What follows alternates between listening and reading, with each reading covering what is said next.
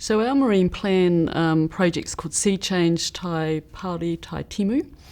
It's for the Hariki Gulf in the northeast coast of New Zealand.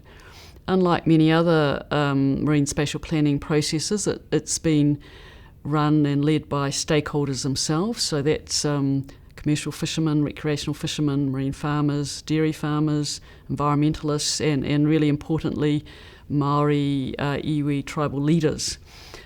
So the agencies were brought on board and they've funded the process and they've set a terms of reference, but then they've stepped back and the stakeholders are developing the plan. I think in terms of leadership, that creates two really important leadership roles. One is within the group itself, because our group is working on a consensus basis, and that means that we need to bring everyone along, and everyone in that group from all these diverse interests needs to agree with what goes into the plan.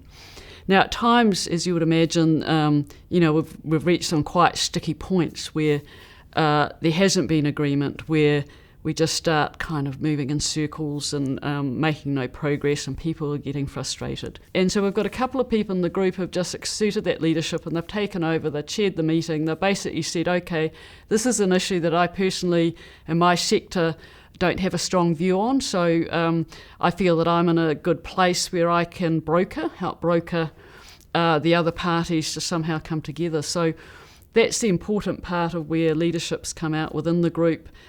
People seeing that there's a gap, that something needs to happen for the group to move forward, and they've just sort of filled that gap. But I think the most important element of leadership in this plan is going to be in the future, because this plan is seeking to restore the Hariki Gulf, the habitats that have been lost, and in order to do that, it will require quite fundamental change to some of the things we do. For example, trawling, which is being currently undertaken in part of the Gulf. If we want that habitat to restore, we need to transition that trawling out of the Gulf. And that will require us to get on board the fishing industry sector, the company that actually runs those trawlers. So we're looking at the person in our group, our fishing representative, for them to show enough leadership that they can go out and bring that whole sector behind them in terms of bringing them on board and making fundamental shifts.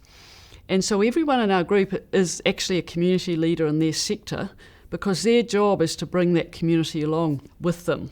We don't see that government is able to do that, and that actually this kind of fundamental changes that we're talking about in behaviour will have to come from within those sectors, and that's going to take really, really strong community leadership.